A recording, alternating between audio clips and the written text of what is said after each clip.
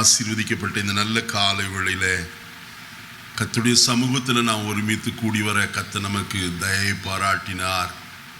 அதற்காக நான் அதிகமாய் கர்த்தரை ஸ்தோத்திரிக்கிறேன். இந்த வருஷத்தினுடைய துவக்க ஞாயிற்றுக்கிழமை முதற்கொண்டு இந்த கடைசி ஞாயிற்றுக்கிழமை வரைக்கும் கர்த்தர் நம்மை நடத்தி வந்த விதங்கள் ஆச்சரியமானது.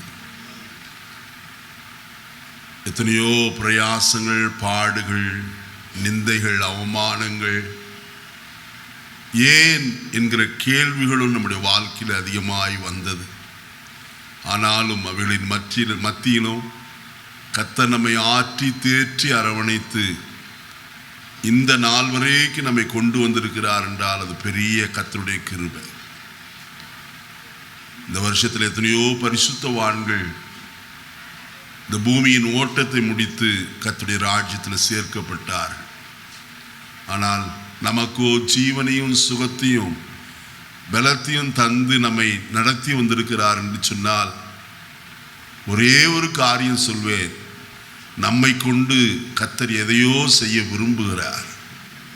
அதற்காகத்தான் இன்னும் கர்த்தர் நமக்கு என்னத்தை கொடுத்திருக்கிறார்? ஜீவனை கொடுத்திருக்கிறார். நம்மை கொண்டு நிறைவேற்ற வேண்டிய வேலை ஏதோ ஒன்று உண்டு, அதை நாம் மறந்து போகக்கூடாது.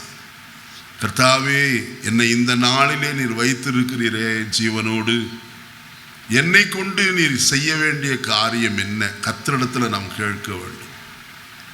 நாம் கேட்போமானால் கர்த்தர் நம்மோடு கூட பேசுகிறவர், நமக்கு தெரியப்படுத்துகிறவர், தொடர்ந்து நம்மை நடத்துவாராக. இந்த நாளிலேயும் தேவனுடைய வார்த்தைக்குள்ளே நாம் கடந்து போவோம். யோவேல் தீர்க்க தரிசன புஸ்தகம் 2ஆம் அதிகாரம் 26வது வசனத்தை நான் வாசிக்க கேட்போம். நீங்கள் சம்பூரணமாய் சாப்பிட்டு திருப்தி அடைந்து உங்களை அதிசயமாய் நடத்தி வந்த உங்கள் தேவனாய கர்த்தருடைய நாமத்தை துதிப்பீர்கள். என் ஜனங்கள் ஒருபோதும் வெட்கப்பட்டு போவது இல்லை. தலைகளை தாழ்த்துவோம், நம்முடைய இருதயத்தை கர்த்தருக்கு நேராக்குவோம். ஆண்டவரே, இந்த கடைசி ஞாயிற்றுக்கிழமை நான் வந்திருக்கிறப்பா, என்னோடு கூட நீர் என்ன பேச சித்தமாயிருக்கிறீர்? எனக்கென்று பேசும். கர்த்தர் நம்மோடு இடைப்படுகிறவர். இந்த காலையில நாம் கேட்போமானால் வாஞ்சியோடு நம்முடைய வசனத்தை கொண்டு நம்மை தேற்றவும் தைரியப்படுத்தவும் பலப்படுத்தும் அவராலே ஆகும். பரலோகத்தின் நல்ல பிதாவே, நல்ல வேளைக்காய் ஸ்தோத்திரம். இந்த நாளிலும் உம்முடைய சன்னிதானத்தில் உம்முடைய வார்த்தையின் முகாந்தரமாய் நிற்க அடியேனை பலப்படுத்தி கொண்டு வந்ததற்காய் ஸ்தோத்திரம். உம்முடைய வசனம் பலவீனம் உள்ளது அல்ல ஐயா, அது வல்லமை உள்ளது என்று எழுதப்பட்டிருக்கிறது. உம்முடைய வல்லமையுள்ள வார்த்தை இந்த காலை வேளையில் அனுப்பி கர்த்தாவே, உடைந்து போன இருதயங்களை காயங்கட்டும்படியாய் ஜெபிக்கிறேன். ஆண்டவரே, சீர்படுத்த வேண்டிய இருதயங்கள் இந்த காலையிலே சீர்படட்டும். உம்மோடு ஐக்கியப்பட வேண்டிய இருதயம் இந்த நாளிலே உம்மோடு ஐக்கியப்படத்தக்கதாய் கர்த்தர் உதவி செய்யும். என்னோடும் எங்களோடு நீர் பேசும் ஆண்டவரே. உம்முடைய வார்த்தைகளை மட்டும் அடியேன் செவியில கேட்டு உம்முடைய ஜனத்திற்கு சொல்ல உதவி செய்யும். எங்களுடைய இருதயங்களை திறந்தருளும். ஆவியானவர் கிரியை செய்யும். எல்லா துதி கன மகிமை உமக்கு செலுத்துகிறேன் இரட்சகர் இயேசுவின் நாமத்தில் பிதாவே, ஆமென். மீண்டுமாய் இந்த வசனத்தை வாசிக்க கேட்போம். நீங்கள் சம்பூர்ணமாய் சாப்பிட்டு திருப்தி அடைந்து உங்களை அதிசயமாய் நடத்தி வந்த உங்கள் தேவனாய கர்த்தருடைய நாமத்தை துதிப்பீர்கள். என் ஜனங்கள் ஒருபோதும் வெட்கப்பட்டு போவது இல்லை. இந்த வசனம் ஒருவேளை வாக்குத்தத்தமான வார்த்தையாய் காணப்பட்டாலும் நான் அந்த நோக்கத்தோடு கூட இந்த காலையிலே இந்த வார்த்தை உங்களோடு நான் சொல்ல போவதில்லை. அதில் ஒரு வசனம், ஒரு வார்த்தை என்னை அதிகமாய் கடந்த 2 நாட்களாய் என் இருதயத்தில் அடிக்கடி வந்தது. நான் யோசித்துக் கொண்டிருந்த இந்த கடைசி வாரத்தில் என்னையா பேசுவது என்று. அப்பொழுதுதான் கர்த்தர் நம்மை நடத்தின விதத்தை நான் யோசிக்க ஆரம்பித்தேன். கர்த்தர் அந்த சமயத்திலே தான் இந்த வசனத்தை எனக்கு ஞாபகம் ஊட்டினார். உங்களை அதிசயமாய் நடத்தி வந்த உங்கள் தேவனாய கர்த்தர் என்று சொல்லி சொல்லப்பட்டிருக்கிற வார்த்தை நம்ம இந்த வருஷம் முழுவதும் நம்முடைய பலத்திலே அல்ல, நம்முடைய சாமர்த்தியத்திலே, நம்முடைய திறமைகளிலே அல்லது நம்முடைய பொருளாதார ஆசீர்வாதத்தில் இதுவரைக்கு வந்தோம் என்று நாம் ஒரு காலம் சொல்லாதிருப்போமாக. தேவன் தான் நம்ம இதுவரைக்கு என்ன செய்திருக்கிறார், நடத்தி வந்திருக்கிறார் என்று நான் சொல்வேன்.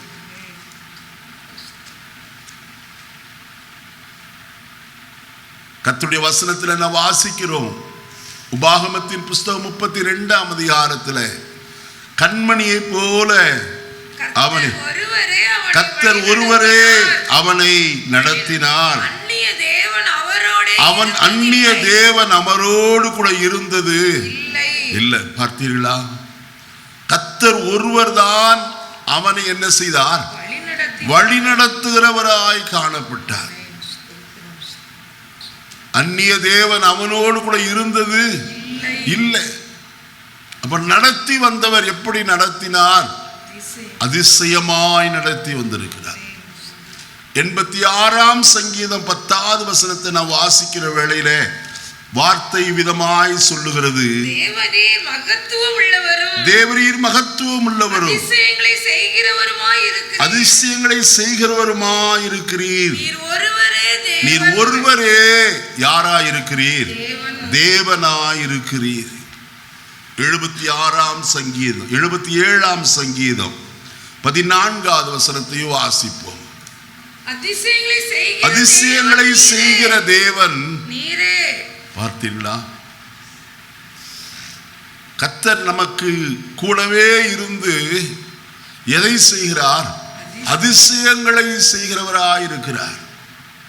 மீகா 7ஆம் அதிகாரம் 14வது வசனத்தை வாசிப்போம். மீகா 7:14. கர்மேலின் நடுவிலே தண்ணீர் இல்லம்மா 15வது வசனம். நீ எகிப்து தேசத்திலிருந்து புறப்பட்ட நாளில் நடந்தது போலவே உன்னை அதிசயங்களை என்ன செய்வே? பார்த்தீர்களா? எகிப்திலே இருந்து புறப்பட்ட நாளிலே அவர்கள் கண்ட அதிசயம் என்ன? எகிப்திலே காணப்பட்ட இஸ்ரவேல் ஜனத்திற்கும் எகிப்தியருக்கும் கர்த்தர் ஒரு பெரிய வித்தியாசத்தை உண்டாக்கி தந்தார். எகிப்தியருக்கு வந்த வாதைகள் இஸ்ரவேல் ஜனங்கள் காணவே இல்லை, அவருடைய வாழ்க்கையில் அனுபவிக்கவில்லை. கர்த்தர் அதிலிருந்து ஒரு வித்தியாசத்தை உண்டாக்கினார். அவருடைய தலைச்சன் பிள்ளைகளும் தலையீற்றுக்களும் மரித்தது. ஆனால் இஸ்ரவேலுடைய வீட்டிலே ஒரு வீட்டிலும் என்ன இல்லை? சாவு இல்லை. எவ்வளவு பெரிய வித்தியாசம்! கர்த்தர் சொல்லும் போது சொல்லுகிறார். யாத்ராகமத்தின் புஸ்தகம் 8ஆம் அதிகாரம், யாத்ராகமத்தின் புஸ்தகம் 8ஆம் அதிகாரம் 22வது வசனத்தை வாசிப்போமா? பூமியின் நடுவில் நானே கர்த்தர் என்று நீ அறியும்படி என் ஜனங்கள் இருக்கிற கோசேன் நாட்டிற்கும் அந்த நாளிலே வண்டுகள் வராதபடிக்கு அந்த நாட்டை விசேஷப்படுத்தி என் ஜனங்களுக்கும் உன் ஜனங்களுக்கு என்ன செய்வேன்? வித்தியாசம் உண்டாக்குவே. கர்த்தர் எவ்வளவு நல்லவர்! இஸ்ரவேல் என்னுடைய ஜனம் என்று சொன்னாரே, அந்த ஜனத்திற்கு கர்த்தர் என்ன செய்கிறார்? வித்தியாசத்தை உண்டு பண்ணுகிறார். நாம் இந்த உலகத்தில் தான் இருக்கிறோம், ஆனால் நமக்கும் மற்றவர்களுக்கு என்ன உண்டு? வித்தியாசம் உண்டு. எத்தனையோ காரியத்தில் யோசித்து பாருங்கள். கர்த்தர் நம்மை வித்தியாசப்படுத்தி நடத்துகிறாரே. சங்கீதம் 136 4வது வசனத்தை வாசிக்கிற வேளையில வசனம் சொல்கிறது, ஒருவராய் பெரிய அதிசயங்களை செய்கிறவரை துதியுங்கள், அவர் கிருபை என்று பொழுது. ஒருவராய், என்னோடு கூட வேறு யாரும் இல்லை, நான் ஒருவராய் என்ன செய்கிறேன்? அதிசயங்களை செய்கிறேன். யோபு சொல்லும் போது சொல்லுகிறார், எண்ணி முடியாத அதிசயங்களையும் ஆராய்ந்து முடியாத பெரிய காரியங்களையும் அவர் செய்கிறார் என்று 8ஆம் அதிகாரம் 9வது வசனத்தில், மன்னிக்கணும், 5ஆம் அதிகாரம் 9வது வசனத்தில் வாசிக்கலாம். வாசிப்போமா? ஆராய்ந்து முடியாத பெரிய காரியங்களையும் எண்ணி முடியாத அதிசயங்களையும் பார்த்தீர்களா? 1-2 அதிசயம் அல்ல, எண்ணி முடியாத கவுண்ட்லெஸ் மிரக்கிள்ஸ். அருமையானே, அதனால்தான் வசனத்தில் வாசிக்கிறோம், தேசமே பயப்படாதே, மகிழ்ந்து களிகூறு, கர்த்தர் பெரிய காரியங்களை செய்வார், அவர் அதிசயமானவர் என்றுதான் ஏசாயா 9:6 வாசிக்கிறோம். அவர் நாமம் அதிசயமானவர். அவரை போல அதிசயமானவர் இந்த உலகத்தில் ஒருவரும் இல்லை. நாம் பரிசுத்த லூக்கா எழுதின சுவிசேஷம் 7ஆம் அதிகாரத்தை நாம் வாசிக்கிற வேளையில வசனம் அங்கே இவ்விதமாய் சொல்லப்பட்டிருக்கிறத நாம் பார்க்க முடியும். 7ஆம் அதிகாரம் 16வது வசனத்தை நான் வாசிப்போம். எல்லாரும் பயமடைந்து, மகா தீர்க்கதரிசியானவர் நமக்குள்ளே தோன்றி இருக்கிறார் என்று சொல்லி, தேவன் தம்முடைய ஜனங்களை என்ன செய்தார்? சந்தித்தார் என்று சொல்லி தேவன் என்ன செய்தார்கள்? என்ன நடந்தது? அதிசயம் நடந்தது. கல்லறைக்கு கொண்டு போகிற பிரயத்தனம் பண்ணி கொண்டிருந்த அந்த கூட்டத்தின் நடுவில் கர்த்தர் பாடையை தொட்டார், நிறுத்த சொன்னார். வாலிபனே எழுந்திரு என்றார். உடனே வாலிபன் எழுந்து உட்கார்ந்து பேச தொடங்கினார். உடனே ஜனங்கள் எல்லாரும் சொல்லுகிறார்கள், மகா தீர்க்கதரிசியானவர் நமக்குள்ளே தோன்றி இருக்கிறார். நடந்தது என்ன? மகா பெரிய அதிசயம் நடந்தது. கர்த்தர் நமக்கு அதிசயங்களை செய்கிறவர். நம் வாழ்க்கை இந்த நாள் வரைக்கும் அதிசயங்களை காண செய்து வருகிறாரே, அதே ஒரு பெரிய ஆசீர்வாதம். ஒவ்வொரு நாளும் அதிசயமாய் நம்மை நடத்தி வந்திருக்கிற கர்த்தர் அவர். இன்னைக்கு உங்களோடு கூட ஒரு சில காரியங்களை, சிலருடைய வாழ்க்கையை மேற்கோள் காட்டி நான் சொல்லும்படியாய் விரும்புகிறேன். ஆதாரமாய் நம் முதலாவது வாசிக்கலாம். ஆதியாகமத்தின் புஸ்தகம் 48ஆம் அதிகாரம் 15-16 வசனங்களை வாசிப்போம். ஆதியாகமம் 48 15-16. அவன் யோசேப்பை ஆசீர்வதித்து, என் பிதாக்களாகிய ஆபிரகாமும் ஈசாக்கும் வழிபட்டு வணங்கிய தேவனும், நான் பிறந்த நாள் முதல் இந்நாள் வரைக்கும் என்னை ஆதரித்து வந்த தேவனும், எல்லா தீமைக்கும் நீங்களாக்கி என்னை மீட்ட தூதனுமானவர் இந்த பிள்ளைகளை என்ன செய்வாராக? நல்ல கவனிக்க வேண்டிய ஒரு வார்த்தை. யாக்கோபு மிகவும் சோர்ந்து போன ஒரு நிலை, தன்னுடைய இறுதி நாட்கள். உம்முடைய தகப்பனார் மிகவும் பலவீனமாயிருக்கிறார் என்று யோசேப்புக்கு சொல்லப்பட்டது. அப்பொழுதுதான் யோசேப்பு தன் பிள்ளைகளாகிய மனாசேயையும் எப்ராயிமையும் கூட்டி கொண்டு வந்து அவர்களுக்கு முன்பதாய் நிறுத்தி அவர்களை ஆசீர்வதிக்கும்படிக்கு அவன் பார்க்கிறான். அந்த நேரத்திலே தான் யாக்கோபு சொல்லுகிற ஒரு வார்த்தை என்னை இந்த நாளில் அதிகமாய் கவர்ந்து இழுத்தது. என்ன? அங்க வசனத்திலே சொல்லுகிறார், நான் பிறந்த நாள் முதல் இந்நாள் வரைக்கும் என்னை ஆதரித்து வந்த தேவன். எப்பிருந்து? ஒரு அல்லேலூயா சொல்ல மாட்டீங்களா? நான் பிறந்த நாள் முதற்கொண்டு இந்த டிசம்பர் மாதம் 28ஆம் தேதி வரைக்கும் என்னை அவர் என்ன செய்து வந்திருக்கிறார்? ஆதரித்து வந்திருக்கிறார். ஐயா, யாரு நம்மை ஆதரிக்கவில்லை, ஆதரிப்பார் ஒருவரும் இல்லை. ஆனால் கர்த்தர் நம்மை ஆதரிக்கிறவராய் காணப்பட்டார். அவர் யாரை ஆதரிக்கிறார் தெரியுமா? நம்ம எல்லாருக்கும் தெரிந்த வசனத்தை தான் நான் உங்களுக்கு சுட்டி காட்டுகிறேன். 55ஆம் சங்கீதம் 22வது வசனத்தை பாருங்கள். கர்த்தர் மேல் உன் பாரத்தை வைத்துவிடு, அவர் உன்னை என்ன செய்கிறவர்? யாரை ஆதரிப்பார்? கர்த்தர் மேல் என்னத்தை வைக்கிறவர்களுக்கு. நீங்களும் நானும் சுமக்க வேண்டிய அவசியம் இல்லை. கர்த்தரே சொல்லுகிறார், உன் பாரத்தை என் மேல் என்ன செய், அது என்ன பாரமாயிருந்தாலும் சரி.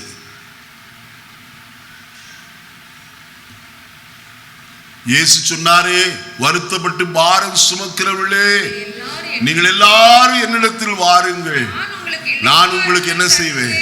இளைப்பாறுதலை தருவேன் என்று சொன்னாரே. அவர் ஆதரிக்கிறவர். அவரை போல ஆதரிக்கிறவர் வேறு ஒருவர் இல்லை என்பதை நாம் நன்றாக அறிய வேண்டும். இதே வார்த்தையை நகோமி தன் மருமகளாகிய ரூத்தை பார்த்து சொல்கிறார். 3ஆம் அதிகாரம் 20வது வசனத்தை வாசிப்போம். ரூத் 3ஆம் அதிகாரம் 20வது வசனம். இருங்க நானே சொல்றேன். ரூத் மன்னிக்கணும், 2ஆம் அதிகாரம் 20வது வசனம். அப்பொழுது நகோமி உயிரோடு இருக்கிறவர்களுக்கோ மரித்தவர்களுக்கோ தயவு செய்கிற கர்த்தராலே அவன் ஆசீர்வதிக்கப்படுவானாக. பின்னும் நகோமி அவளை பார்த்து, அந்த மனுஷன் நமக்கு நெருங்கின உறவின் முறையானும் நம்மை ஆதரிக்கிற சுதந்திரவாளிகளில் ஒருவனுமாயிருக்கிறார். ஹல்லேலூயா. இந்த வசனத்தை வாசிக்கும் போதே நம்முடைய இருதயத்தில் ஒரு களிப்பு வரும். ஏன் தெரியுமா? முன்பின் தெரியாத ஒரு தேசத்திலே வந்தவள் ரூத். இனி எங்கே போகிறோம் என்று தெரியாது. தன் மாமியின் பின்னே வந்து கொண்டிருக்கிறாள். எடுத்த எடுப்பிலே அவள் சொன்னாள், உம்முடைய தேவன் என்னுடைய தேவன், உம்முடைய ஜனம் என்னுடைய ஜனம். நீர் எங்கே போகிறீரோ அங்கே நானும் என்ன செய்வேன்? உம்மை நான் தொடர்ந்து வருவேன். நீர் எங்கே தங்குகிறீரோ அங்கே நானும் என்ன செய்வேன்? தங்குவேன். நீர் எங்கே மரிக்கிறீரோ அங்கே நானும் மரித்தன செய்யப்படுவேன், அடக்கம் பண்ணப்படுவேன். தைரியமாய் பின்பற்றி வந்தவளுக்கு நகோமியின் மூலமாய் கொடுக்கப்படுகிற ஒரு நல்ல வார்த்தை இங்கே சொல்லப்பட்டிருக்கிறது. அவளை பார்த்த அந்த மனுஷன் நமக்கு எப்படிப்பட்டவன்? நெருங்கின உறவின் முறையானும் நம்மை ஆதரிக்கிற சுதந்திரவாளிகளில். ஹல்லேலூயா. கர்த்தருடைய பிள்ளையே, இந்த விசுவாச ஓட்டத்தில் நீயும் நானும் புறப்பட்டு வந்தது கர்த்தர் ஒருவரை நம்பிதான் வந்திருக்கிறோம். அவர்தான் நமக்கு யாராயிருக்கிறார் சொன்னால் நெருங்கின உறவின் முறையானாய் காணப்படுகிறார். இந்த உலகத்தில் உறவின் முறை என்று சொல்லுகிறவர்கள் சரியான நேரத்தில் நம்மை கைவிட்டு விடுவார்கள். ஆனால் இவரோ நெருங்கின உறவின் முறையானும் நம்மை ஆதரிக்கிற சுதந்திரவாளிகளில் ஒருவனுமாய் காணப்படுகிறவர். உங்களை ஆதரிக்கிறவர், அவர் உங்களை நடுவழியிலே விட்டு விடுகிறவர் அல்ல, தள்ளி விடுகிறவர் அல்ல, புறக்கணிக்கிறவர் அல்ல. இனி அதிகமாய் இந்த காலை வேளையில் என்னை சந்தித்த ஒரு வார்த்தை என்று சொன்னால் இந்த வார்த்தை தான். கிறிஸ்து நம்மை பார்த்து சொல்லுகிற ஒரு வார்த்தை, நம்முடைய பிள்ளைகள் என்று சொல்லுகிறாரே. இதை பார்க்கிற உறவின் முறை வேறு என்ன தேவை?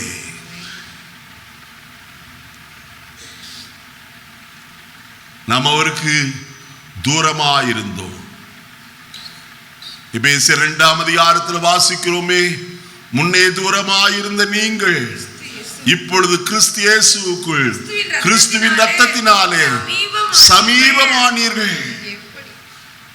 எப்படியெனில் அவரே நம்முடைய சமாதான காரணராகி இருதிரத்தாரை என்ன செய்து ஒன்றாக்கி பகையாக நின்ற நிலச்சுவரை தகர்த்து சட்ட திட்டங்களாகிய நியாய பிரமாணத்தை தமது மாம்சத்தினாலே ஒழித்து இருதிரத்தாரையும் தமக்குள்ளாக ஒரே புதிய மனுஷனாக சிருஷ்டித்து இப்படி சமாதானம் பண்ணி, பார்த்தீங்களா, எல்லாவற்றையும் சிலுவையிலே அவர் நசுக்கி தள்ளிவிட்டார். நமக்கு விரோதமாய் எழுதப்பட்ட கையெழுத்து எல்லாவற்றையும் அவர் என்ன செய்தாராம்? சிலுவையில மாய்த்து போட்டார் என்று கொலோசியர் சொல்லுகிறார். சொல்லப்படுகிற வார்த்தை இந்த எபேசியர்ல நான் வாசிக்கும் போது, முன்னே நீங்கள் எப்படிப்பட்டவர்களாயிருந்தீர்கள்? தூரமாய் இஸ்ரவேலுடைய காணியாட்சிக்கு புறம்பானவர்கள், வாக்குத்தத்தத்தின் உடன்படிக்கைக்கு அந்நியர், நம்பிக்கை இல்லாதவர்கள், இவ்வுலகத்தில் தேவனற்றவர்களுமாய் இருந்தீர்கள் என்பதை என்ன செய்யுங்க? நினைத்து கொள்ளுங்கள். இப்படி எல்லாம் இருந்தோமே. இயேசுவை ஏற்றுக்கொண்டபடியினாலே யோவான் 1ஆம் அதிகாரம் 12வது வசனத்தில் என்ன வாசிக்கிறோமே, அவருடைய நாமத்தின் மேல் விசுவாசம் உள்ளவர்களாகி அவரை ஏற்றுக்கொண்டவர்கள் எத்தனை பேர்களோ அத்தனை பேர்களும் தேவனுடைய பிள்ளைகளாகும்படிக்கு அவர் நமக்கு என்ன கொடுத்திருக்கிறார்? அதிகாரம் கொடுத்திருக்கிறாரே. நாம் இப்பொழுது அவருடைய உறவின் முறையாராய், அவருடைய குடும்பத்தில் ஒரு அங்கமாய் நாம் காணப்படுகிறோம். அவர் நம்மை ஆதரிப்பார். எந்த சூழ்நிலையிலும் அவர் நம்மை என்ன செய்கிறவர்? ஆதரிக்கிறவர். கடந்த நாட்களில் ஒரு சாட்சி ஒன்றை கேட்டேன். உண்மையாகவே அது என்னை இன்னும் அதிகமாய் பலப்படுத்திற்று. ஒரு அருமையான தேவனுடைய மனுஷன் சொன்ன சாட்சி. நான் 8ஆம் கிளாஸ் படிக்கும் போது கெமிஸ்ட்ரியில 1 மார்க் வாங்கினாராம். ஒரே ஒரு மார்க். அவங்க அப்பா டீ கடை வச்சிருந்தாரா. அவர் சொன்னாரா, நீ வேலைக்கு போக வேண்டாம், டீ கடையில் சப்ளையர் ஆகிது அப்படின்ட்டு. ஆனால் அவருடைய தாயார் ஞானசாரம் பெறும்போது ஞானசார தொட்டியில ஞானசாரம் பெற்று கரையேறுகிற வேளையில அவருக்கு ஞானசாரம் கொடுத்த தாயார் பாஸ்டர் அவர்கள் இவ்விதமாய் சொன்னார்களா, மகளே, உன் மகனுடைய எதிர்கால படிப்பு உன் கையில் இருக்கிறது. அவனை படிக்க விடாமல் செய்யாதே. அவனை படிப்பதற்கு நீதான் காரணமாய் இருக்க வேண்டும். இந்த ஒரு வார்த்தை அப்பா இவ்விதமாய் சொல்கிறார். ஆனால் அந்த தாயார் சொன்னார், இல்லை. 2 பேருக்கு பயங்கர வாக்குவாதம் குடும்பத்தில். 2 பேரும் விசுவாசிகள், ஆனால் பயங்கர வாக்குவாதம். அவர் சொல்லும் போது சொன்னார், கைகலப்பு தான் நடக்கவில்லை, ஆனால் ஒரு பெரிய யுத்தம் எங்களுடைய வீட்டில் நடந்தது. என்னை மீண்டுமாய் பள்ளிக்கூடத்தில் சேர்க்கப்பட்டேன். பிசாசு என்னை குறித்து நினைத்தான், இவன் 8ஆம் கிளாஸோடு முடிந்து விடுவான். ஆனால் கர்த்தர் என்னை 8ஆம் கிளாஸ் பாஸ் பண்ண வைத்தார். 9ஆவது வகுப்புக்கு போனேன், 10ஆம் வகுப்பு படித்தேன். பிசாசு நினைத்தான் இதோடு முடித்து விடலாம், ஆனால் ப்ரீ டிகிரிக்கு போக கர்த்தர் எனக்கு உதவி செய்தார். இதோடு முடிந்தது என்று பிசாசு கங்கணம் கட்டி என்னை பார்த்து சிரித்தான். நான் BA பாஸ் பண்ணும்படிக்கு கர்த்தர் உதவி செய்தார். மறுபடியும் பிசாசு என்னை பார்த்து அடிக்கடி சொல்லுவான், இதோடு நீ முடிந்தாய், உன் வாழ்க்கை அவ்வளவுதான், இந்த படிப்பு உனக்கு என்னத்திற்கு? ஆனால் எம்ஏல ஃபர்ஸ்ட் கிளாஸ்ல பாஸ் பண்ணும்படிக்கு கர்த்தர் உதவி செய்தாரா? பிசாசு மறுபடியும் வந்து அவரோடு பேசினானா, இதோடு முடிந்தாய் நீ. ஆனால் யூனிவர்சிட்டியில, கேரள யூனிவர்சிட்டியில PhD டிகிரி ஃபர்ஸ்ட் கிளாஸ்ல பாஸ் பண்ணும்படி கோல்டு மெடலிஸ்டாய் கர்த்தர் வெளிவர உதவி செய்திருக்கிறார். அதற்கு பிறகு அநேக வெளிநாடுகளுக்கு கர்த்தர் கொண்டு போனார். ஒரு பைபிள் காலேஜில் லெக்சரராய் முதலாவது சேர்ந்தாராம். அதற்கு பிறகு ப்ரொஃபஸராய் மாற்றப்பட்டார். அதற்கு பிறகு அகாடமிக் டீனாய் மாற்றப்பட்டாராம். அதற்கு பிறகு அங்கே ரிஜிஸ்டராய் பதவி உயர்வு கிடைத்தது. ஏன் ஒவ்வொன்றா சொல்றீங்க? அடுத்தது அவர் வைஸ் பிரின்சிபலாய் மாறினார். இன்றைக்கு அதே கல்லூரிக்கு பிரின்சிபலாய் காணப்பட கர்த்தர் எனக்கு உதவி செய்தார். வருஷங்கள் எத்தனையோ ஆயிற்று. ஆனால் நான் நினைக்கிற ஒரு காரியம், ஒரு மார்க் வாங்கின என்ன கர்த்தர் இவ்வளவாய் உயர்த்த கூடுமானார்? உங்களை உயர்த்துவதற்கு அவர் எவ்வளவு நல்லவர். என்னை வேற யாரும் ஆதரிக்கலையா? என் தகப்பன் நிராகரித்தார், படிக்க வேண்டாம் என்று. ஆனால் என்னை கர்த்தர் என்ன செய்தார்? உயர்த்தி வைத்து என்னை அழகு பார்க்கிறவராய் காணப்பட்டார். கர்த்தருடைய பிள்ளைகளை நான் சொல்ல காரணம் என்ன தெரியுமா? உங்களுடைய உறவின் முறையான கர்த்தர் உங்களை உயர்த்துவதிலே சித்தம் கொண்டிருக்கிறார்.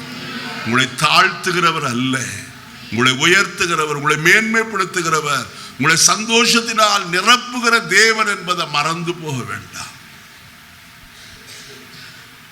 இங்கே யாக்கோபு சொல்கிறான், நான் பிறந்த நாள் முதற்கொண்டு இந்நாள் வரைக்குமே அவர் என்ன செய்தவர்? ஆதரித்து வந்தவர். எப்படி ஆதரித்தார்? இந்த பகுதியை அப்படியே பிடித்துக் கொள்ளுங்க.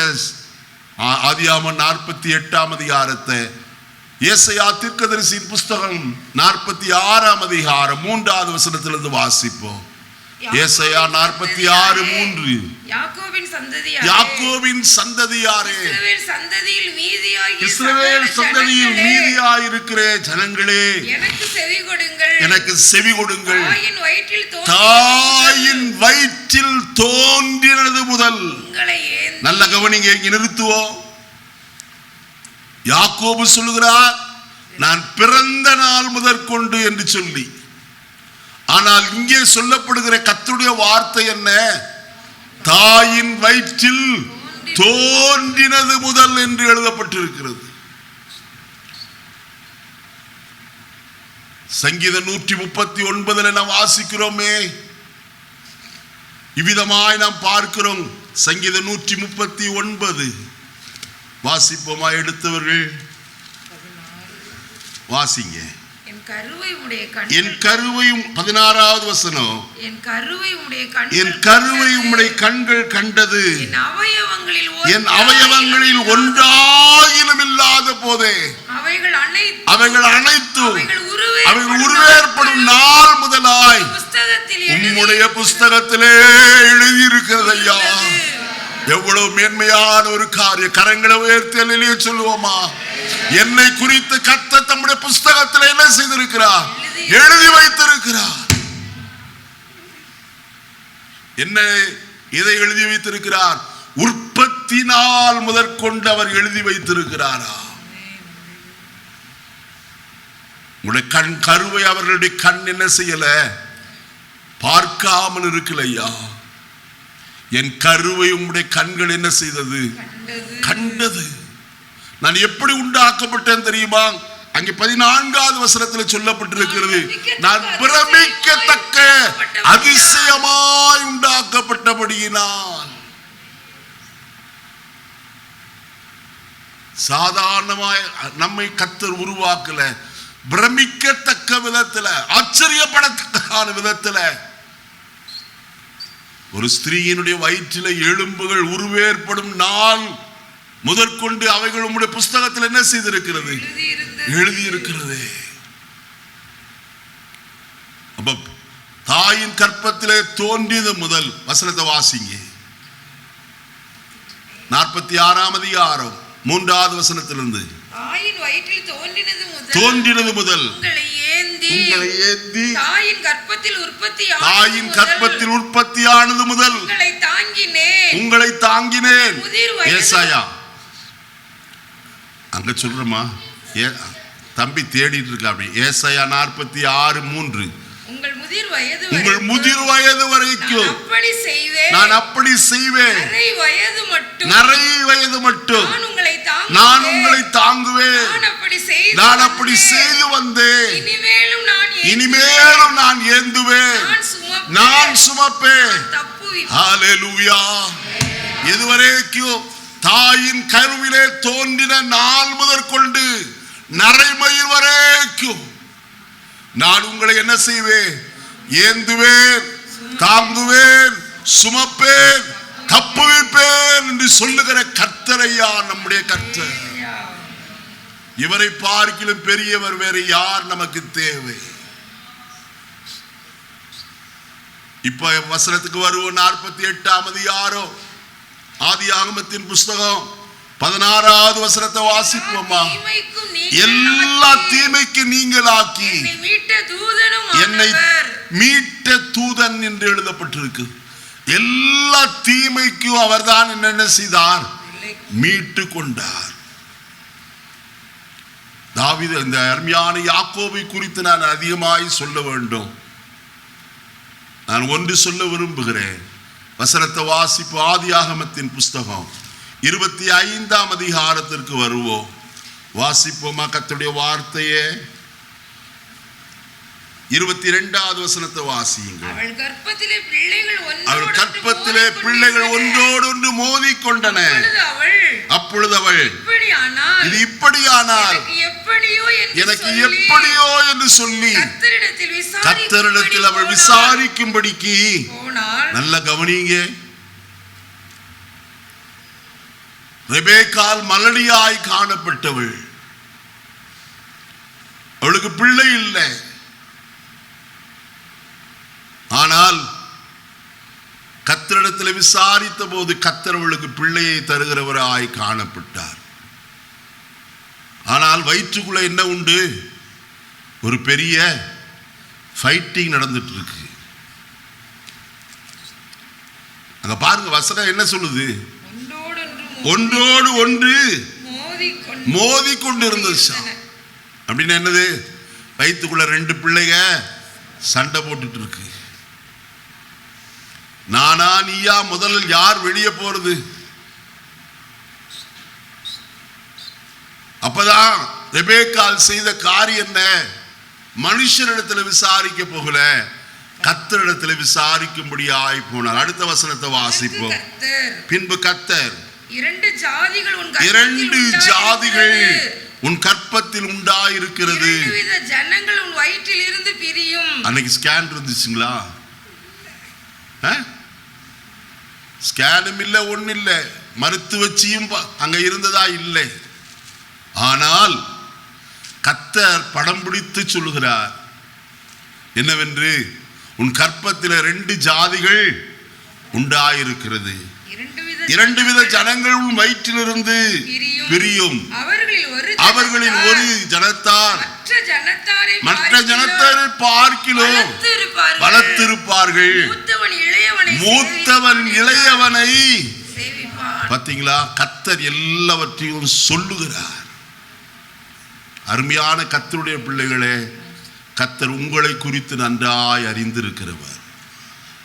நான் அதற்கு சொல்லுகிற ஒரு காரியம், தீர்க்கதரிசியின் பிள்ளையாய் காணப்படுகிறார். தீர்க்க தரிசன பிள்ளை. வயிற்றில் இருக்கும் போதே அவனை குறித்து கர்த்தர் என்ன செய்கிறார்? வெளிப்படுத்துகிறார். மூத்தவன் இளையவனை என்ன செய்வான்? சேவிக்கிறவனாய் காணப்படுவான். அடுத்தது அவனுடைய வாழ்க்கையில நான் பார்க்கும்போது 2 முறை தன் சகோதரனுடைய ஆசீர்வாதத்தை அவன் என்ன செய்தவன்? களவாய் பெற்றுக் கொண்டவன், ஏமாற்றி பெற்றுக் கொண்டவன். தகப்பனை ஏமாற்றினான். தகப்பன் வயது சென்று கண் பார்வை குறைந்து போன நிலைமையில பெயரை மாற்றி சொல்லி ஆசீர்வாதத்தை என்ன செய்தவன்? பெற்றுக்கொண்டவன். ஆனால் இப்பொழுதோ யாப்போக்கு நதி அண்டையிலே, நான் சுருக்கமாய் சொல்கிறேன், யாப்போக்கு நதி அண்டையிலே வந்திருக்கிறான். எந்த சூழ்நிலையில் தெரியுமா? தன் சகோதரனாய் ஏசா தன்னை கொன்று போடுவான் என்று சொல்லி பயந்து கேள்விப்பட்ட செய்தியின் முகாந்திரமாய் பெற்றோராலே ரெபேக்காளுடைய சகோதரனாகிய லாபானுடைய வீட்டுக்கு ஆரானுக்கு என்ன செய்யப்பட்டான்? அனுப்பப்பட்டவனாய் காணப்படுகிறான். ஏறக்குறைய 20 ஆண்டுகள் அங்கு வேலை செய்தான். இவன் 2 முறை தான் ஏமாத்தினான். ஆனா அவனுடைய லாபான் அவனை வச்சு செஞ்சான். எத்தனை முறை? 10 முறை. நல்லா கவனிக்கணும். ஒரு தடவைக்கு 1:5. யோசித்து பாருங்க. 2 தடவை ஏமாத்தினா கர்த்தர் அவனை 10 முறை ஏமாற்றி விட்டார். லாபானை கொண்டு சொல்லுகிறான், உங்கள் தகப்பனோ 10 முறை என் சம்பளத்தை மாற்றினான். இப்ப கர்த்தர் சொல்றான், நீ எந்திரிச்சு என்ன செய்ப்பா? உன் தகப்பனுடைய வீட்டுக்கு போ. புறப்பட்டு செல்கிறான். முதலாவது ஆட்களை அனுப்பினான். அவன் கேட்ட செய்தி என்ன தெரியுமா? உன் சகோதரனாய் ஏசா 400 ஆட்களோடு உனக்கு எதிராக வருகிறான். உள்ளம் கலங்கி போயிற்று. என்ன செய்வது என்று தெரியல. 20 வருஷத்துக்கு முன்னாடி ஏமாத்தினது, ஒருவேளை அவன் நம்மை கொன்று போடுவானோ, இன்னும் வஞ்சகத்தை இருதயத்தில் மறைத்து வைத்திருக்கிறானோ என்கிற ஒரு பெரிய பயம் கவ்வி கொண்டது. ஆகினாலே தன் மறுமனையாட்டிகளையும் தன் மனைவிமார் ராகேலையும் அதற்கு பின்பு லேயாலையும் எல்லா ஆடு மாடுகளையும் முன்னே அனுப்பினான். தன் சகோதரனாய் ஏசாவை சமாதானப்படுத்தும்படிக்கு ஏராளமான பரிசு பொருட்களை, ஆடுகளையும் மாடுகளையும் ஒட்டகங்களையும் அனுப்புகிறான். இவனோ தனித்தவனா யாப்போக்கு நதி அறையிலே பிந்தி தனித்திருந்தான். என்ன செய்வது என்று தெரியல. கர்த்தரை நோக்கி கெஞ்சுகிறார். அவன் கெஞ்சி ஜெபிக்கிற அந்த ஜெபத்தை சற்று நாம் கவனிக்க வேண்டியது அவசியமான ஒரு காரியம். வசனத்தை நான் வாசிப்போமா? அங்கே 32ஆம் அதிகாரம் 9வது வசனத்திலிருந்து வாசிக்கலாம். ஆதியாகமம் 32:9 பின்பு யாக்கோபு என் தகப்பனாகிய ஆபிரகாமின் தேவனும் ஈசாக்கின் தேவனுமாய் இருக்கிறவரே, உன் தேசத்திற்கும் உன் இனத்தாரிடத்திற்கு திரும்பி போ, உனக்கு நன்மை செய்வேன் என்று என்னுடனே சொல்லி இருக்கிற கர்த்தாவே. எதை பிடித்து கொண்டான்?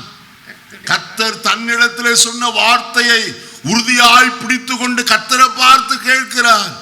என்னை திரும்பி போ என்று சொன்னீரே, எனக்கு நன்மை செய்வேன் என்று சொல்லி இருக்கிறீரே. எத்தனை பேர் வாக்குத்தத்தத்தை பிடித்து கொண்டு ஜெபிக்கிறவர்களாய் காணப்படுகிறோம். ஏதோ சும்மா ஜெபிக்கிற ஒரு ஜெபம் அல்ல. ஆண்டவரே நீர் இப்படி சொல்லி இருக்கிறீரே என்று சொல்லி குறிப்பிட்டு கர்த்தரிடத்திலே சொல்லுவோமானால் அது நமக்கு ஆசீர்வாதம் உண்டு. அப்படியானால் தேவன் மறக்கிறவரா அல்ல. நீர் என்னோடு இந்த வார்த்தையை கொண்டு பேசி இருக்கிறீர். நீர் யார்? என் தகப்பனாய் ஆபிரகாமின் தேவனும் என் தகப்பனாய் ஈசாக்கின் தேவனுமாய் இருக்கிறவர். என்னை திரும்பி போ உன் தகப்பன் வீட்டுக்கு என்று சொன்னீர். உனக்கு நன்மை செய்வேன் என்று சொல்லி இருக்கிறீர். அடுத்தது கீழே வசனத்துல வாசிக்கும் போது, அடியேனுக்கு தேவரீர் காண்பித்த எல்லா தயவுக்கும் சத்தியத்திற்கும் நான் எவ்வளவேனும் பாத்திரன் அல்ல. நான் கோலும் கையுமாய் இந்த யோர்தானை கடந்து போனேன். இப்பொழுது இரண்டு பரிவாரங்களை உடையவனானேன். என் சகோதரனாய் ஏசாவின் கைக்கு என்னை பார்த்தீங்களா? காரியத்தை பிடித்து கொண்டு கேட்கிறார். என் சகோதரனாய் ஏசாவின் கைக்கு என்ன செய்யும்? தப்புவியும். அவன் என்னையும் என் பிள்ளைகளையும் தாய்மார்களை முறியடிப்பான் என்று நான் பயந்திருக்கிறேன். தேவரீரோ, நான் உனக்கு மெய்யாக நன்மை செய்து உன் சந்ததி எண்ண முடியாத கடற்கரை மணலை போல மிகவும் பெருக பண்ணுவேன் என்று பார்த்தீங்களா? மறுபடியும் அவன் சொல்கிறான், சொன்னீரே. கர்த்தருடைய வார்த்தையை பிடித்து கொண்டு ஜெபிக்கிறோமா? நீ இப்படி சொல்லி இருக்கிறீரே கர்த்தாவே. பரிசுத்த வேதாகமத்தில் அநேக பக்தர்கள் ஜெபித்த ஜெபமெல்லாம் கர்த்தர் சொன்ன வார்த்தையை பிடித்து கொண்டு ஜெபிக்கிறவர்களாயிருந்தார்கள். சொல்லுகிறான், ஆண்டவரே நான் பயந்து இருக்கிறேன். கர்த்தருடைய தூதன் அவனோடு போராடினார். பொழுது விடுகிறது, நான் போகட்டும் என்று சொன்னான். நீர் என்னை ஆசீர்வதித்தால் ஒழிய உண்மையை நான் என்ன செய்ய போகவில்லை.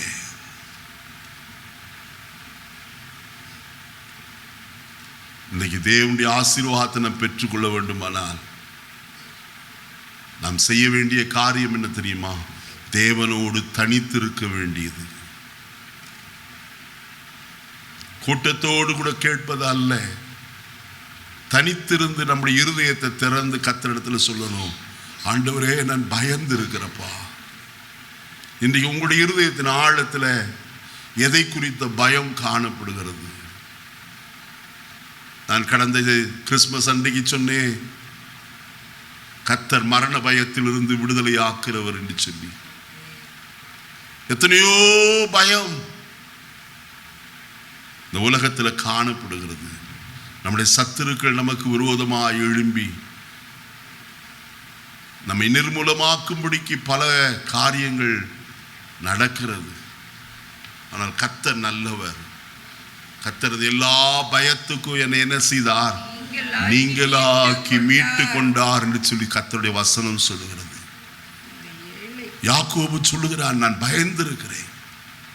அப்போதான் கர்த்தர் கேட்டார், ஏப்பா நல்லது, உன் பேர் என்ன?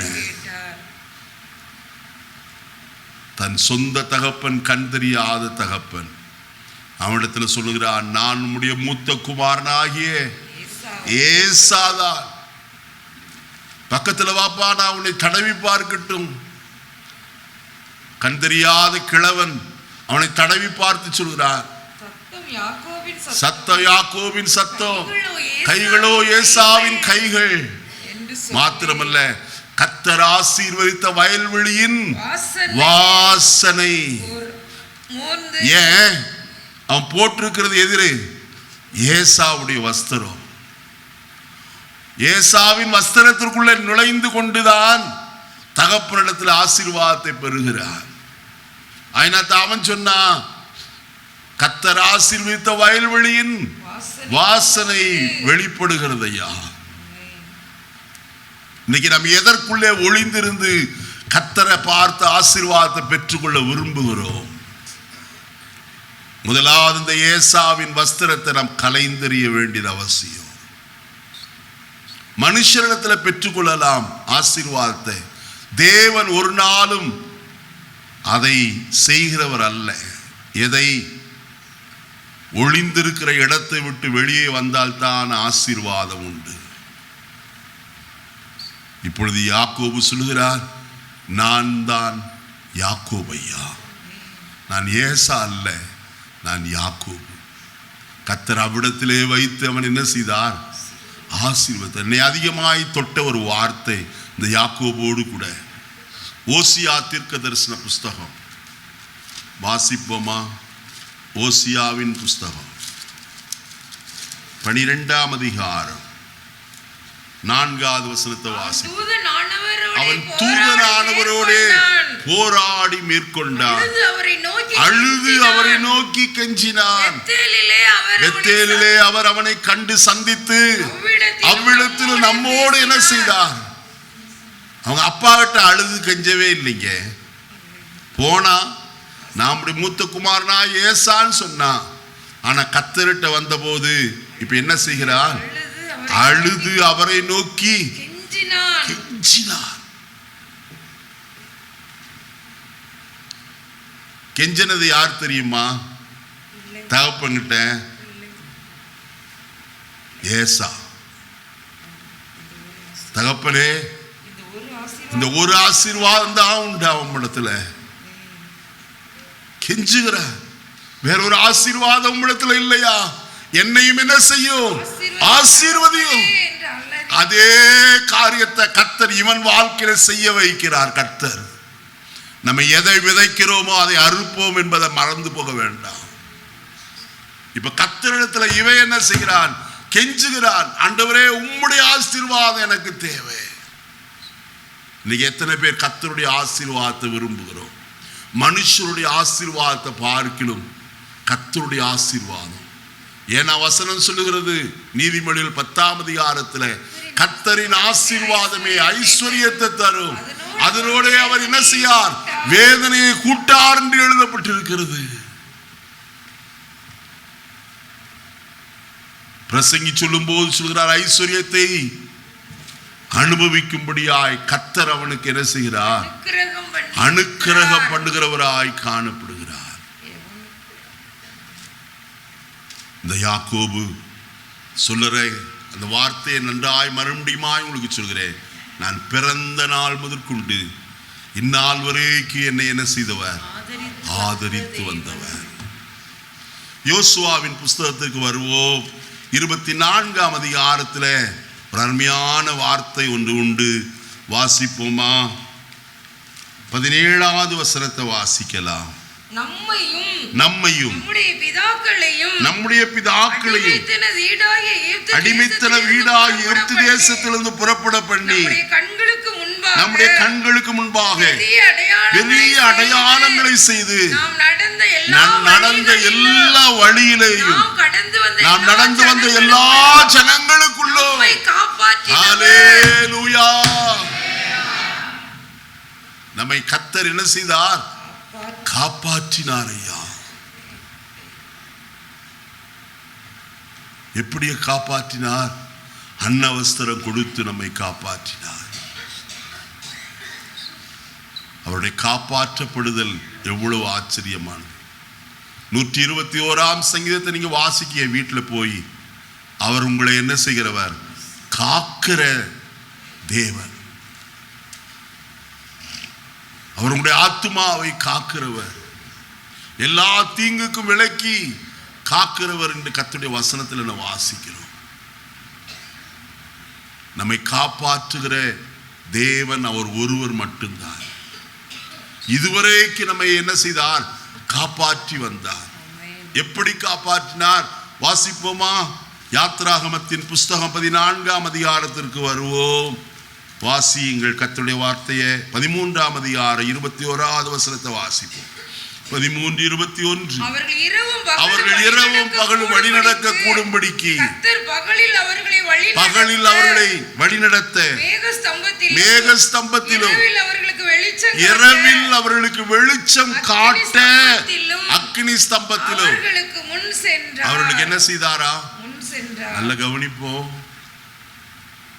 அவருடைய வழி நடத்துதல் முதலாவது காரியம். அதை யோசிக்கணும். பகலிலே மேகஸ்தம்பம், இரவிலே அக்கினி ஸ்தம்பம். எதற்கு கர்த்தர் இந்த ரெண்டையும் கொடுத்தார்? வனாந்திரத்தில் யாத்திரை உஷ்ணம் நமக்கு தெரியும், பயங்கரமாயிருக்கும். இந்த தேசத்தில் இருந்து வந்தவர்களுக்கு தெரியும், பயங்கரமான உஷ்ணமான பிரதேசம். அந்த உஷ்ணமான அந்த வனாந்திர யாத்திரையில கர்த்தர் நடத்துவதற்கு 106ஆம் சங்கீதத்தை என்ன வாசிக்கிறோம்? மேகத்தை என்ன செய்தாராம்? மறைவுக்காய் வைத்தார் சொல்லி பாருங்க. 106 சங்கீதம் வாசிப்போமா? நான் அடிக்கடியா இந்த வசனத்தை உங்களுக்கு சொல்லுகிறேன். 106 சங்கீதம் 39வது வசனம். அவர்கள் தங்கள் கிரியைகளினால் மன்னிக்கணுமா, 105 சங்கீதம் 39வது வசனம். அவர் மேகத்தை மறைவுக்காக, பாத்தீங்களா, கொஞ்சம் கூட சூடு இருக்க கூடாது அப்படிங்கிறது எதை வச்சாரா? மேகத்தை. அப்ப அவங்க போகும்போது எப்படி இருந்துச்சு? அவங்களுக்கு உஷ்ணமே தெரியல. ஏசாயா அதை குறித்து சொல்லும் போது, பகலிலே உஷ்ணமாயினும் வெயிலாயினும் அவர்கள் மேல் படவில்லை என்று அவர் சொல்லுகிறார். இரவிலே அக்கினி அவர்களுக்கு வெளிச்சம் காட்டிற்று. வனாந்திரத்தில் ஊளையிடுதலும் பாலுமான வனாந்திரம் அது. நரிகள் ஏராளம் இருக்கும், துஷ்ட மிருகங்கள் காணப்படும், துஷ்ட பூச்சிகள் காணப்படும், தேட்களும் பாம்புகளும் காணப்படும். அது எல்லாவற்றையும் அடையாளம் பார்ப்பதற்கு கர்த்தர் வெளிச்சத்தை காட்டினார். அவருடைய வெளிச்சம், அந்த அக்கினி அவர்களுக்கு 1-2 ஜனம் இல்லை, ஏறக்குறைய 30 லட்சம் ஜனங்கள் வனாந்திரத்தில் இருக்கிறாங்க. சுற்றிலும் பாளையம் அடித்து இருக்கிறார். அத்தனை பேருக்கு என்ன உண்டு? பகலிலே சூரிய வெளிச்சம் இருந்தது போல ராக்காலத்தில் அவர்களுக்கு வெளிச்சம் காணப்பட்டது. இப்ப எவ்வளவு கருத்தாய் அவர்களை நடத்தி இருக்கிறார். யாத்திராகமம் 16ஆம் அதிகாரத்தில் வாசிக்கும் போது மன்னாவை அவர்களுக்கு கொடுத்தார். காடையை கேட்டார்கள், மாம்சத்தை கேட்டார்கள். கர்த்தர் அவர்களுக்கு காடையை என்ன செய்தார்? கொடுத்தார். கேட்டதெல்லாம் கொடுத்தார். ஆனா ஒண்ணு நல்ல கவனிக்கணும், 106ஆம் சங்கீதத்தில் கர்த்தருடைய வசனம் இவ்விதமாய் சொல்லப்பட்டிருக்கிறது. வாசிப்போமா? 106ஆம் சங்கீதம் 15வது வசனத்தை வாசியுங்கள். 14 வாசிக்குமா? வனாந்திரத்தில் இச்சை உள்ளவர்களாகி அவாந்தர வெளியிலே என்ன செய்தார்கள்? தேவனை பரீட்சை பார்த்தார்கள். அப்பொழுது அவர்கள் கேட்டதை அவர்களுக்கு கொடுத்தார். அதே நிறுத்துங்க. வனாந்திரத்திலே அவர்கள் என்ன செய்தார்கள்? இச்சை உள்ளவர்களானார்கள். என்ன கேட்டாங்க தெரியுமா? அந்த வசனத்தில் நான் வாசிக்கும் போது வசனம் இவ்விதமாய் சொல்லப்பட்டிருக்கிறத நாம் பார்க்க முடியும்.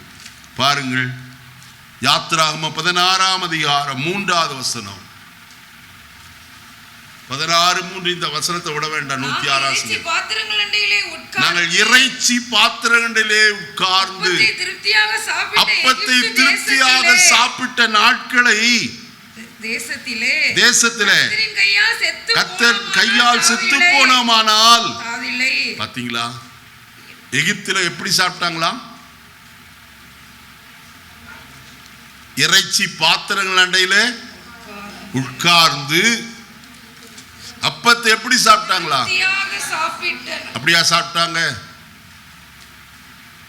செங்கல் சுடலைன்னா அடியும் உததான், கூக்குரலின் சத்தம், இவங்க பெருமூச்சின் சத்தமே கர்த்தரோட எட்டுச்சுன்னு வசனத்துல வாசிக்கிறோம்.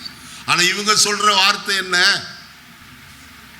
நாங்கள் இறைச்சி பாத்திரங்களிலே உட்கார்ந்து அப்பத்தை எப்படி சாப்பிட்டோம்? திருப்தியா சாப்பிட்டோம்ப்பா. ஆனா இப்ப எங்களுக்கு என்ன கிடைக்கல? இந்த மன்னா வெறுப்பா இருக்கிறது. முதல்ல அவங்க சொன்னாங்க, இது தேனிட்ட பணியாரம் போல இருக்கிறது. அப்புறம் அடுத்தது சொன்னாங்க, இது எண்ணெயில சுட்ட அப்பமா இருக்குது. கடைசியில சொன்னாங்க, எங்களுக்கு இது வெறுப்பா இருக்குப்பா. இது என்ன ஆகாரம்? எங்களுடைய இருதயம் எல்லாம் என்ன செய்யுது? வாடி போகிறது என்று சொன்னாங்க.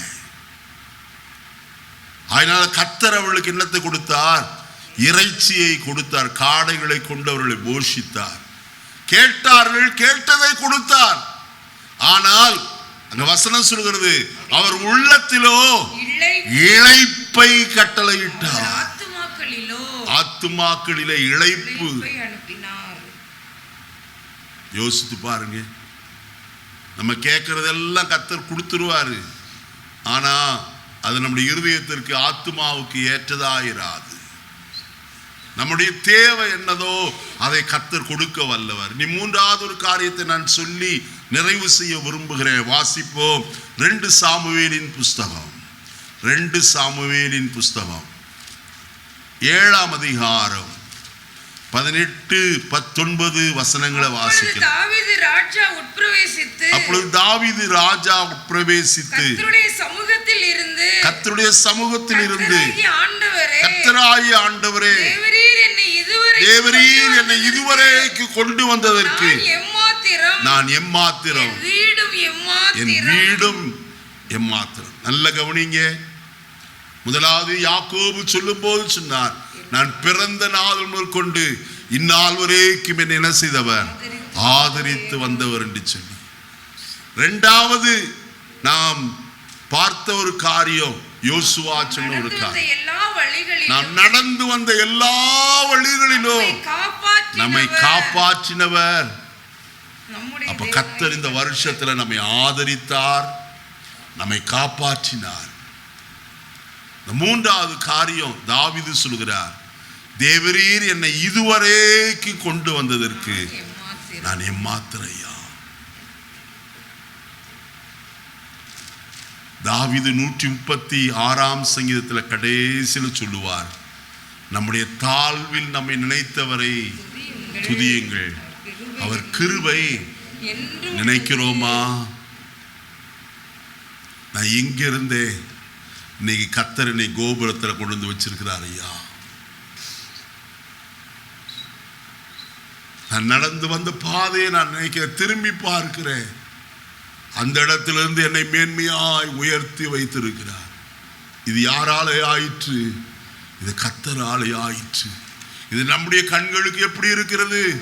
ஆச்சரியமாய் இருக்கிறது என்று நாம் சொல்ல வேண்டுமே.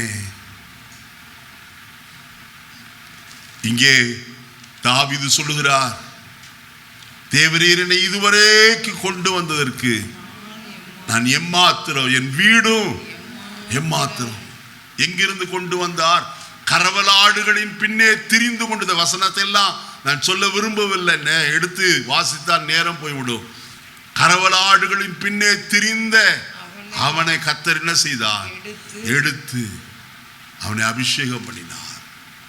அவனுடைய சகோதர நடுவில் அபிஷேகம் முதலாவது பண்ணினார். கர்த்தர் அவனுக்கு படிப்படியாய் ஊழியத்தை கொடுத்தார். அபிஷேகம் பெற்ற உடனே அவன் ராஜாவாய் போய் உட்காரவில்லையா, எத்தனையோ பிரயாசத்தினுடைய கடந்து போனார். ஏறக்குறைய 30க்கும் அதிகமான ஆண்டுகள் அவனுடைய வாழ்க்கையில பிரயாசம்தான், பாடுகள் தான். அவன் சிறு வயது மேற்கொண்டு நெருக்கத்தை அனுபவிக்கிறவன் தான். தன் பெற்றோராலே, தன் சொந்த சகோதராலே இகழப்படுகிறவனாய் காணப்பட்டவன். ஆனால் கர்த்தருடைய கண்கள் அவன் மேல் பட்டது. நான் ஒரு வசனத்தை மட்டும் நான் உங்களுக்கு சொல்ல விரும்புகிறேன். 89ஆம் சங்கீதத்திற்கு வருவோமா? சங்கீதம் 89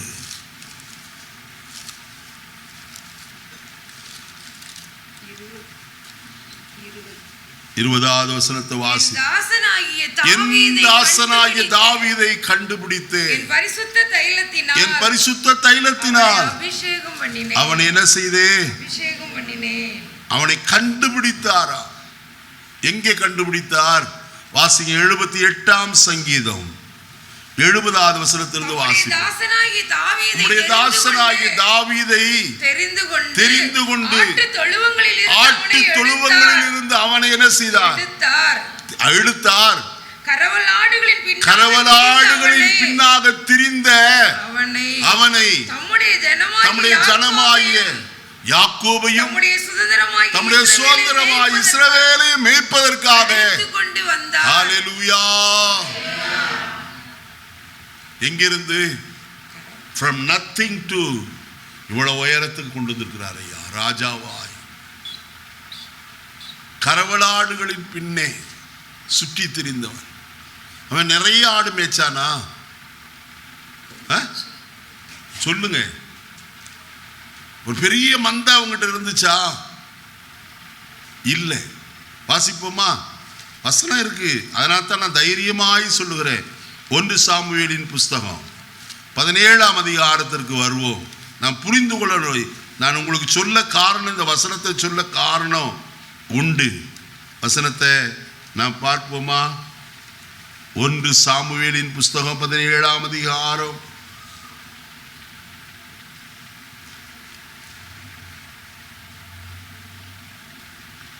28வது வசனத்தை வாசிப்போம். அந்த மனுஷரோடே பேசிக்கொண்டிருக்கிறது அவன் மூத்த சகோதரனாய் எலியாப் கேட்டபோது அவன் தாவீதின் மேல் கோபம் கொண்டு, நீ வந்தது என்ன? வனாந்தரத்தில் உள்ள அந்த கொஞ்ச ஆடுகள். எவ்வளவு ஆடு இருந்துச்சு? நிறைய ஆடு இருந்துச்சா? இல்லையா, கொஞ்சம் ஆடுதான். ஆனா அவன் கைகளின் திறமையினால் அவளை தன் உண்மையின்படி, இருதயத்தின் உண்மையின்படி என்ன செய்தான்? மேய்க்கிறவனாய் காணப்பட்டான். கர்த்தர் அதைத்தான் பார்த்தார் ஐயா. எதை பார்த்தார்? அவனுடைய இருதயத்தின் உண்மையை கர்த்தர் கவனித்தார்.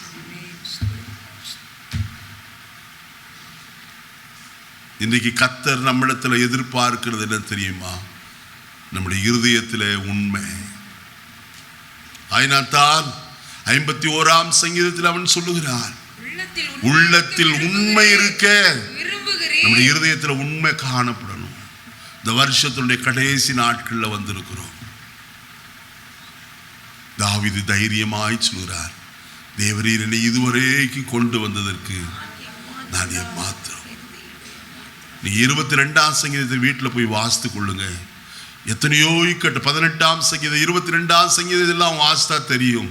எத்தனையோ இக்கட்டுக்கு கர்த்தர் தாவீது என்ன செய்தார்? விலக்கி காத்து. சவுலின் கையினாலே மடிய வேண்டிய தாவீது, ஆனால் கர்த்தர் அவனை பத்திரமாய் பாதுகாத்தார். ஒரு சமயம் தாவீதே சவுலும் அவன் சேவகரும் சுற்றி கொண்டார்கள். அந்த சமயத்தில் ஒருவன் வந்து சொன்னான், பெலிஸ்தர் நம் மேல் வந்திருக்கிறார்கள், அமலேக்கியர் நமக்கு விரோதமாய் வந்திருக்கிறார்கள் என்று சொன்ன உடனே தாவீதை பின்தொடர்கிறதை விட்டு விட்டு போனான். இது யாராலே ஆயிற்று? இது கர்த்தராலே ஆயிற்று. எத்தனை தீங்குக்கு கர்த்தர் உங்களை விலக்கி காத்திருக்கிறார். உங்கள் ஜீவன் கர்த்தருடைய பார்வையில் அருமையாயிருந்ததே. அநேக சோதனைகள் வழியாய் இந்த காலவெளியில் ஒருவேளை நீங்கள் நடந்து கொண்டிருந்தாலும், நான் இன்றைக்கு உங்களுக்கு சொல்லுகிற ஒரே ஒரு காரியம், இதுவரை உங்களை கொண்டு வந்ததற்கு நான் எம்மாத்திரம் என்று நாம் சொல்ல வேண்டியவர்களாய் காணப்படுகிறோம். நீ எனக்கு கொடுத்தது, நான் அனுபவிப்பது எல்லாம் உம்முடைய கரத்திலிருந்து வந்தது ஐயா. தாவீது தான் சொல்லுவான், எல்லாம் உம்முடைய கரத்திலிருந்து வந்தது, எல்லாம் உம்முடைய கரத்திலிருந்து நான் என்ன செய்தேன்? வாங்கி உமக்கு என்ன செய்கிறேன்? கொடுக்கிறோம். உம்முடைய கரத்திலிருந்து வந்தது ஐயா. அப்படி வசனம் இருக்கா ஐயா? வாசிப்போமா?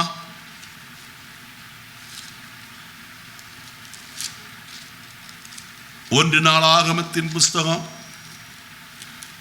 29ஆம் அதிகாரம் 12வது வசனத்தை வாசிப்போம். ஐஸ்வரியம் கனமும் உம்மாலே வருகிறது. தேவரீர் எல்லாவற்றையும் ஆளுகிறவர். கரத்திலே சத்துவமும் வல்லமையும் உண்டு. கரத்திலே சத்துவமும் வல்லமையும் உண்டு. எவரையும் மேன்மைப்படுத்தவும் பலப்படுத்தவும் உம்முடைய கரத்தினாலே. 16வது வசனம். 16வது வசனம். எங்கள் தேவனாய கர்த்தாவே, உம்முடைய பரிசுத்த நாமத்திற்கென்று உமக்கு ஒரு ஆலயத்தை கட்டுகிறதற்கு நாங்கள் சவதித்திருக்கிற இந்த பொருட்கள் எல்லாம் எங்கிருந்து வந்துச்சியா? உம்முடைய கரத்திலே இருந்து வந்திருக்கிறது. எத்தனை பேர் இந்த காலை வேளையிலே சொல்ல முடியும்? நான் அனுபவிக்கிற எல்லாம் யாருடைய கரத்திலிருந்து வந்தது? கர்த்தருடைய கரத்திலிருந்து வந்தது ஐயா. என் கையில யாராயிலும் காணிக்கை கொடுக்கும் போது நான் கர்த்தரை பார்த்து சொல்லுகிற ஒரு வார்த்தை என்ன தெரியுமா? ஆண்டவரே, இந்த காணிக்கை வாங்க நான் தகுதி உள்ளவன் அல்ல, ஆனால் என்னை என்ன செய்திருக்கிறீர்? தகுதிப்படுத்தி இருக்கிறீர். கொடுத்த இந்த கரத்தை நீர் நூறத்தனையாய் ஆசீர்வதிக்கணும் ஐயா. நான் இங்கே வாங்கும் போது ஜெபிக்கிறது மட்டும் இல்லை, வீட்டிற்கு போய் நாங்கள் குடும்பமாய் ஒன்றாய் சேர்ந்து இந்த காணிக்கையின் மேல் கைகளை வைத்து நாங்கள் ஜெபிப்பது வழக்கமாக இருக்கிறது. நீர் கொடுத்தீர், இதை நாங்கள் உம்முடைய நாமத்தின் மகிமைக்கென்று செலவழிக்க எங்களுக்கு ஞானமுள்ள இருதயத்தை தார் ஆண்டவரே. எந்த வீண் செலவும் எங்களுடைய வாழ்க்கையில இதை கொண்டு வரக்கூடாது. இதை நாங்கள் மிச்சமாக எடுத்து ஏதாயும் இந்த ஆலயத்திற்கு செய்வதற்கு எங்களை பலப்படுத்தும் ஆண்டவரே.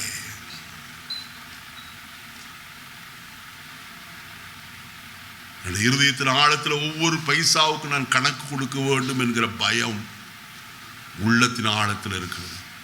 என் வீட்டாருக்கு நான் சொல்லுவேன், இது கர்த்தர் கொடுத்த ஈவு, இது நாம் ஆடம்பரமாய் செலவு செய்வதற்கு அல்ல. கர்த்தரிடத்தில் இது பெற்றுக்கொண்ட நாம் கர்த்தருக்காய் நாம் எதையாயிலும் செய்ய வேண்டும். ஆயினால் தான் நான் இந்த காலை வேளையில ஒன்று சொல்வேன், இத்தனை காரியங்களை கர்த்தர் கொடுத்திருக்கிறார், எத்தனையோ லட்சங்களுக்கு வாங்க கர்த்தர் உதவி செய்தாரே, இதெல்லாம் ஏன் எப்படி வந்தது? எல்லாம் கர்த்தருடைய பிள்ளைகள் கொடுத்த அன்பின் காணிக்கைகள். நான் அதை மறந்து விட மாட்டேன். என் ஜீவனுள்ள மட்டும் கர்த்தர் கொடுத்ததை நன்றியோடு நினைவு கூறுவேன். இந்த அருமையான காலை வழியில இந்த 25வது வருஷத்துல நம்ம இதுவரைக்கும் நம்மை நடத்தி வந்திருக்கிறார். யாக்கோபு சொன்னதை மறுபடியும் உங்களுக்கு நினைவு கூற விரும்புகிறேன். நான் பிறந்த நாள் முதற்கொண்டு இந்நாள் வரைக்கும் என்னை ஆதரித்தவர். யோசுவா சொன்னான், நடந்து வந்த எல்லா வழிகளிலும் என்னை காப்பாற்றினவர். 3வது தாவீது சொல்கிறார், தேவரீர் என்னை இதுவரைக்கும் நடத்தி கொண்டு வந்ததற்கு நான் எம்மாத்திரம், என் வீடு எம்மாத்திரம். எல்லாரும் எழுந்திருப்போம். இந்த வருஷத்துடைய கடைசியில கர்த்தர் உங்களோடு பேசியிருக்கிறார். நான் என்ன பேசுவேன் என்று சொல்லி யோசித்து கொண்டிருந்த நேரத்தில் கர்த்தர் இந்த வார்த்தையை கொண்டு உங்களோடு பேசும்படிக்கு சொன்னார். இன்னைக்கு கர்த்தருடைய வார்த்தையை நீங்கள் பெற்றிருக்கிறீர்கள். தேவ ஜனமே, உங்களை ஆதரித்தவர், உங்களை காப்பாற்றினவர், உங்களை இந்த மேன்மையான நிலைமையில கொண்டு வந்து நிறுத்தி வைத்திருக்கிறவர் உங்கள் தேவனாய கர்த்தரே. அவர் யார்? அவர் உங்கள் உறவின் முறையானும் உங்கள் சுதந்திரவாளியுமாய் காணப்படுகிறவர். ரூத்துக்கு கர்த்தரை நம்பி வந்தால் அவளுக்கு தற்செயலாய் நேரிட்ட வயல் போவாசுடையதாய் இருந்தது என்று எழுதப்பட்டிருக்கிறது. அது தற்செயல் அல்ல, அது கர்த்தருடைய திட்டமாய் காணப்படுகிறது. இன்றைக்கு உங்களுடைய வாழ்க்கையில கர்த்தர் இந்த சபையில வைத்திருக்கிறார் என்றால் தற்செயலாய் நீங்கள் இந்த சபைக்குள்ள வரவில்லை. இது தேவனுடைய திட்டம், தீர்மானம் என்று நான் தைரியமாய் சொல்வேன். கர்த்தர் உங்களை இந்த இடத்துல நாட்டி வைத்திருக்கிறார். கர்த்தருடைய சபையில, ஆலயத்துல நாட்டப்பட்ட நீதியின் விருட்சங்களாய் கர்த்தர் உங்களை வைத்திருக்கிறார். இன்னும் உங்களை செழித்தோங்க பண்ண அவராலே முடியும். அவர் உங்களை மேன்மைப்படுத்துகிறவர்.